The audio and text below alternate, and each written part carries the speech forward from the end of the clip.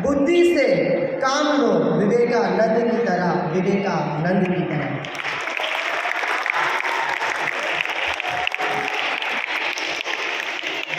आज हम उपस्थित यहाँ राष्ट्रीय युवा दिन के स्वामी विवेकानंद जी के बारे में आप सबसे थोड़ी बात शेयर करना चाहूँगा, तो आप लोग सभी शांति से सुने। स्वामी विवेकानंद का जन्म 12 जून 1863 में सोमवार के दिन कोलकाता में हुआ था। उनकी माता का नाम भुवनेश्वरी देवी और उनके पिता का नाम विश्वनाथ दत्त था। उनके गुरु का नाम रामकृष्ण परमहंस था। स्वामी विवेकानंद ने एक बार बचपन में अपने गुरु को ऐसा पूछा कि हे गुरुजी, आपने भगवान को देखा है?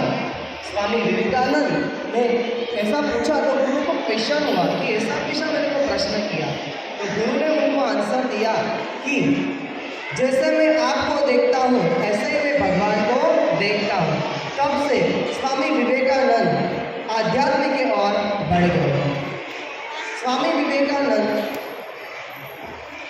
का कम उम्र में निदान यानी कि उनका मृत्यु हुआ था, इसीलिए उस दिन को हम लोग युवा दिन मनाते हैं। स्वामी जी ने हमें संदेश दिया था कि उठो, जागो और देर प्राप्ति न हो तब तक हम हमारा कार्य कंटिन्यू यानी कि करते रहें। क्या आप युवा हो? युवा जो है वो उन्नति से साथ साथ लड़ते हैं, दुर्गुणों से दूर होते हैं और युवा अपने हर कार्य में सफलता प्राप्त कर सकते हैं। कागज की नाव छोड़कर अब समुद्र में जिम्मेदारी हमको निभाना है।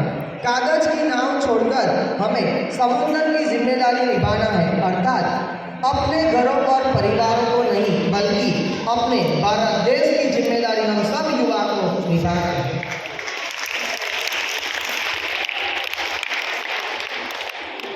हमारे भारत देश एक ऐसा देश है जिसको माता के रूप स्वामी जी ने पूरे वर्ल्ड में जब शिकागो में परिषद की तब हमारे भारत देश का नाम यानी माता के रूप में ऐसा उन्होंने बताया था शिकागो परिषद में कि भारत माता, उनके पीछे ही माता वर्ड यानी कि शब्द लगा यानी कि जुड़ा है, ना कि कोई अमेरिका पीछे देखो माता नहीं लगेगा, पाकिस्तान के पीछे माता नहीं लगेगा, सिर्फ भारत देश के पीछे भारत माता शब्द आता है। वो स्वामी जी ने एक ही वर्ड में यानी कि अमेरिकन सिस्टर एंड ब्रदर्स, वहीं से उन्होंने जो स्टार्ट किया था वर्ड, तब से पता चला कि स्वामी जी जो देश से आए हुए हैं वहाँ संस्कारी यानी कि हमारा भारत देश वसुंधम एवं कुटुंबकम, हर यानी कि हमारे एक सबसे बड़ा जो परिवार है उसको स्वामी जी ने इंक्लूड किया था।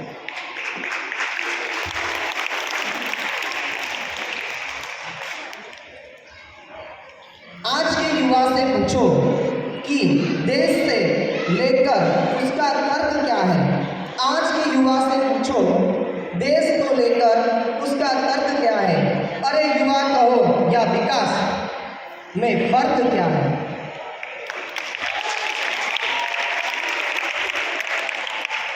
मैं आपसे स्वामी जी के बारे में एक छोटा सा एक स्टोरी आपसे शेयर करना चाहता हूँ, सभी आप शांति से सुनिए। ध्यान। स्वामी विवेकानंद का ध्यान इतना पावरफुल था बचपन से लेकर अभी तक 39 उम्र की साल तक कि एक बार वो ध्यान बच्चों के साथ खेल रहे थे। तब वो ध्यानावस्था में थे, वहीं से एक सांप गुजरा। सब उसके फ्रेंड बोल रहे थे कि स्वामी यानी कि नरेंद्र आप उठ जा, पर उन्होंने सुना नहीं। तब जब वो ध्यान अवस्था में से बाहर आए तो उनको मित्रों ने उनको पूछा कि स्वामी जी क्यों आप यानी कि नरेंद्र क्यों आप उठे नहीं। तो उन्होंने बोला कि मैं तो ध्यान में था, यानी कि वो बचपन से ही इतने ध्यान यानी कि उतने उनके योगा अच्छे से थे तो वो ध्यान अवस्था में इतना अच्छा पावरफुल थे। फिर जैसे कि एक छोटी सी कहानी कि स्वामी जी जो भी बुक का पेज पढ़ते थे वो उसको पढ़ने के बाद पेज को फाड़ देते थे बिकॉज उनको याद रह जाता था। तो अमेरिका में एक एक युवा जो पढ़ रहा था वो 3 महीने से पढ़ रहा था, तो वो उसने पढ़ नहीं पाया, पर स्वामी जी ने उसको 1 घंटे में पढ़ के उनको रिटर्न कर दिया। पेज नंबर तो याद नहीं, बट 34 नंबर का पेज उसने उसको बुक में से पूछा, तो स्वामी जी ने word to word, line to line बोला था। इसीलिए तो हम कहते हैं तुमको कोई पढ़ा नहीं सकता, तुमको कोई पढ़ा नहीं सकता, आध्यात्मिक बना नहीं सकता। सीखो, आत्मा को अपने अंदर है और कोई शिक्षक को सिखा नहीं सकता, शिक्षक को सिखा नहीं सकता।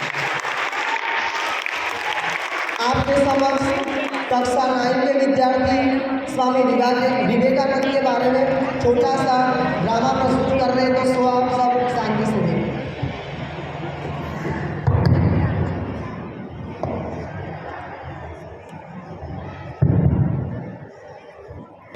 નમસ્કાર, હું સ્વામી વિવેકાનંદ મને તમારા દેશમાં બોલાવવા આવ્યો છે અને હું અહીંયા સર્વ